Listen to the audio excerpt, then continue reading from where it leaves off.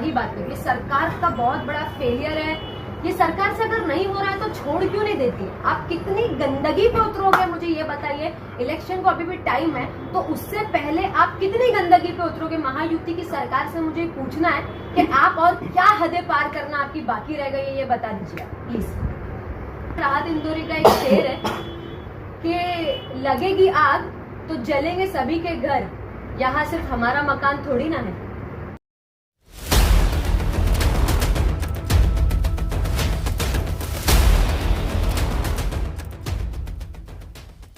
देश में तरह तरह के बयानबाजी के चलते देश का माहौल बिगाड़ने का काम बीजेपी के कुछ नेता कर रहे हैं। ऐसा शरद पवार गढ़ की युवा नेत्री मर्जिया शानू पठान ने सरकार पर पक्षपात और अपने नेताओं पर नकल लगाने में नाकाम। हाल ही में नीतीश राणे के बयान के बाद महाराष्ट्र में माहौल खराब करने का काम किया गया, जबकि बीजेपी के कई नेता उनको समर्थन दे रहे हैं। उसी को लेकर शरद पवार पार्टी की युवा नेत्री मर्जिया शानू पठान ने प्रेस कॉन्फ्रेंस कर दिया करारा जवाब। महायुति की सरकार से मुझे पूछना है कि आप और क्या हदें पार करना आपकी बाकी रह गई है, ये बता दीजिए प्लीज। मैं आपसे ये बोलना चाहूंगी कि एक राहत इंदौरी का एक शेर है कि लगेगी आग तो जलेंगे सभी के घर, यहाँ सिर्फ हमारा मकान थोड़ी ना है। प्रेस कॉन्फ्रेंस की है, क्या वो विषय है, क्या प्रेस कॉन्फ्रेंस की? ये आज इसीलिए आप लोगों के साथ बात करना चाहती हूँ कि मुझे डायरेक्टली जो हमारी महायुति की सरकार है महाराष्ट्र की और देश की भी, हमको उनसे पूछना है कि जो हमारे देश और महाराष्ट्र का माहौल चल रहा है एक हेट का, उस माहौल पे उनका क्या बोलना है और क्या कहना है। एफआईआर तो हो रही है सब जगह पे, पर वो एफआईआर जिन लोगों पे हुई है उन पे कार्रवाई क्या होगी, उनको आप बराबर से सजा देंगे नहीं देंगे, उनको जेल के अंदर बंद करेंगे कि नहीं करेंगे, उनको सजा मिलेगी कि नहीं मिलेगी, क्या भी चल रहा है आपको देखने को मिलेगा। माहौल देखो, आप पूरे देश का माहौल देखो कि ट्रेन में नाम पूछ के गन से गोली मार दी जा रही है, बच्चियों का छोटी छोटी बलात्कार हो रहा है, महिलाएं सेफ नहीं है, बूढ़े बुजुर्ग सेफ नहीं है ट्रेन में, लोकल ट्रेन में कोई भी गुंडा उठ के जाके मार रहा है किसी को भी।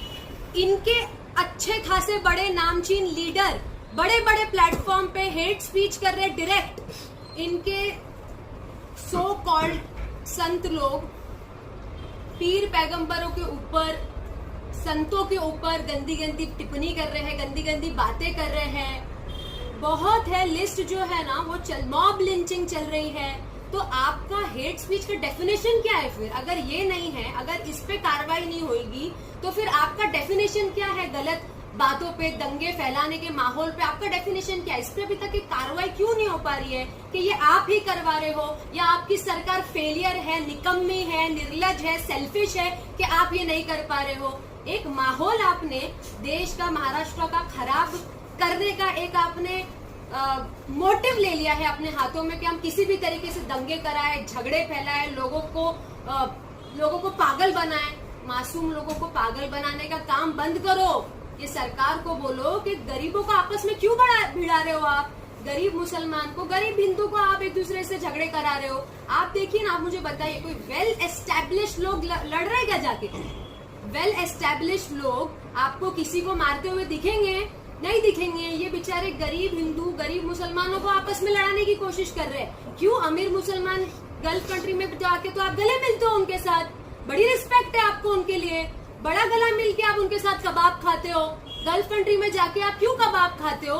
क्यों गल्फ कंट्री में जाके आप उनके गले मिलते हो? क्योंकि आपको डर लगता है उनसे, आपको डर लगता है उनसे। अरे देश की जो राष्ट्रपति है, प्रेसिडेंट, वो खुद बोल रही है कि क्रिमिनल्स रास्ते पे घूम रहे हैं और सिविलियंस घर पे बैठे। अरे राष्ट्रपति बोल रहा है अगर ये बात, तो कितनी हमको शॉकिंग है ये बात।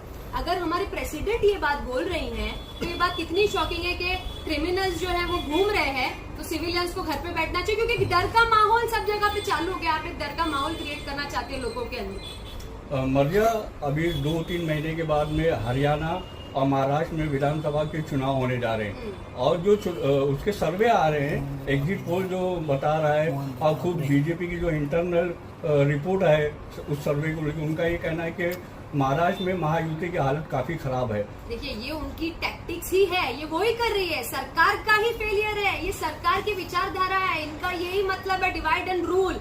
बट पब्लिक जो है ना, जो आवाम है, वो अभी स्मार्ट हो गई है। आवाम को सब दिख रहा है, आवाम को भी नहीं चाहिए, हमारे देश की, हमारे महाराष्ट्र की आवाम को ये सब नहीं चाहिए। उनको डेवलपमेंट के मुद्दों पर, एम्प्लॉयमेंट के मुद्दों पर बात करनी है। पर आप जो कर रहे हैं, इससे भी बुरे हाल से आप हारेंगे, क्योंकि आप जो इस जुल्म का माहौल क्रिएट कर रहे हैं ना, एक जंगल राज, आपको महाराष्ट्र में एक जंगल राज बनाने की कोशिश कर रहे हैं। महाराष्ट्र के लोग आपको कभी इस चीज के लिए माफ नहीं करेंगे, क्योंकि महाराष्ट्र जो है ना, वो शिव, शाहू फूले, अम्बेडकर, मौलाना अबुल कलाम आजाद की विचारधाराओं पे चलने वाला महाराष्ट्र है, एक साथ चलने वाला महाराष्ट्र है। तो आप ये जो माहौल खराब करने की कोशिश कर रहे हैं ना, ये बिल्कुल भी सही नहीं कर रहे, और इसका आपको भुगतान विधानसभा में भी देखने को मिलेगा ही मिलेगा। हमारे देश में से 4300 करोड़पति देश छोड़ के चले गए, आपको वो पता है न्यूज उसके बारे में? 4300 करोड़पति, क्योंकि उनको सेफ नहीं फील हो रहा है हमारे देश में।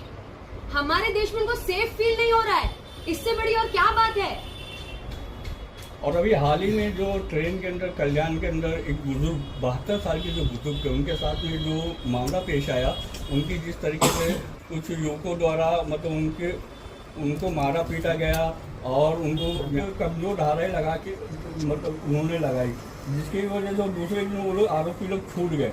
लेकिन हमारे जो सिटिंग एमएलए अवार्ड साहब, उन्होंने मतलब वहाँ जाके जीआरपी के मतलब जो सीनियर थे उनसे बात की, उनके ऊपर प्रेशर बनाया, तब कहीं जाके उनके ऊपर मतलब मजबूत धाराएं लगाई गई और वो दोबारा गिरफ्तार कर लिए गए। एक यही तो हमारे महाराष्ट्र की, हमारे मुमरा की खासियत है कि हम सेक्युलर विचारधारा वाले लोग हैं और एक दूसरे के लिए खड़े रहने वाले लोग हैं। मैं तो यही शुरू से बोल रही हूँ कि हमारे जो एमएलए है वो सेक्युलर है, और मुमरा कोसा सेक्युलर लीडर के साथ है कि जो किसी पे भी अन्याय हो रहा है उसके साथ खड़े रहे। बट पूरे देश में एक सबको ही, जो सरकार है, सारे लीडर्स है, लॉ एंड ऑर्डर है, उसको भी तो ये काम करना पड़ेगा ना। एक अवार्ड साहब या उन जैसे और कुछ लीडर कहाँ जाएंगे भागकर? कुछ मुद्दे जो है वो न्यूज में आ जाते हैं, कुछ मुद्दे तो हमको पता भी नहीं चलते होंगे कि देश में हो जाते होंगे, हम तक आते भी नहीं होंगे। पर लॉ एंड ऑर्डर का डर नहीं है ना लोगों के अंदर। ऐसा हो गया कि लॉ एंड ऑर्डर आपके हाथ में आ गया है। आपको किसने इजाजत दे दी एक प्लेटफॉर्म पे खड़े रह के बोलने की कि हम जाके मारेंगे? तो क्या सब पागल है? आपका मार खा के लेंगे लोग? पागल है यहाँ पर कि आपका मार खा के लेंगे? आप किसी को भी मार रहे हो, किसी को भी शूट कर रहे हो, कुछ भी कर रहे हो, हेट स्पीच कर रहे हो, पूरा माहौल खराब कर रहे हो। सरकार मुझे समझ नहीं आ रहा, सरकार इसमें इंटरवीन क्यों नहीं कर रही है? सरकार का इसमें कुछ से क्यों नहीं है? बाहर आके महायुति की सरकार जो महाराष्ट्र की है, वो बाहर आके इस पे ओपनली क्यों नहीं बात करती है? बीजेपी का कहना है कि एक्शन का रिएक्शन दिया गया है, पर उन पर कुछ कार्रवाई नहीं करी है, और बीजेपी खड़ी है उनके सपोर्ट में। बात मैं यही बोल रही हूँ, एफआईआर हुई, ठीक है, एफआईआर हुई, पर इम्प्लीमेंटेशन कितने टाइम तक आप उनको अंदर रखेंगे? उन पर कितने टाइम तक कार्रवाई होगी? आप उनको सजा देंगे कि नहीं? ये एक मुद्दा नहीं है। हमारे देश में इस वक्त फिलहाल बहुत से ऐसे मुद्दे चल रहे हैं, कंटिन्यू एक माहौल क्रिएट कर रहा जा रहा है हेट स्पीच का। तो वो माहौल बंद कब होगा? सरकार इस पे क्यों नहीं आवाज उठा रही है? रामगिरी महाराज पे एफआईआर होती है, लेकिन पूरे महाराष्ट्र में किसी भी पुलिस स्टेशन से उनको शायद नोटिस भी नहीं गया होगा अब तक। और पत्रकार मुमरा शहर में, और पत्रकार रफीक कामदार ने मुमरा शहर में जब वहां पर आंदोलन किया था, आवाज उठाई थी, लोग जमा हुए थे, तो एफआईआर में यहां तक के लिख दिया गया कि सर तन से जुदा के नारे लगे वहां पर, लेकिन वहां पर कोई नारा नहीं लगा था। विधायक जितेंद्र वाड़, बहुत अच्छी बात है, थाने जीआरपी गए, 40 आंसर लेना चाहूंगी।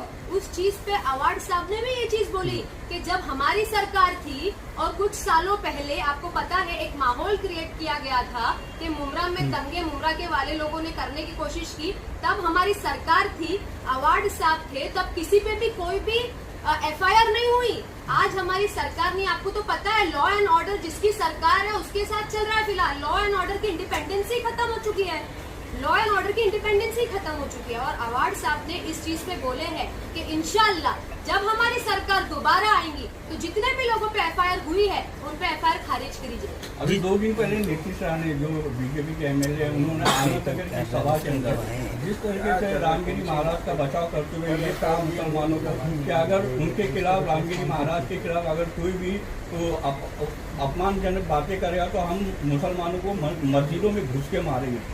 उसको लेके भी काफी मुसलमानों में गुस्सा फैला हुआ है। इस बारे में आप क्या कहना चाहेंगे? तो क्या आप घुस के मारेंगे और क्या देखते रह जाएंगे? आप आओ ना खुद मारने के लिए, फिर आप खुद आओ।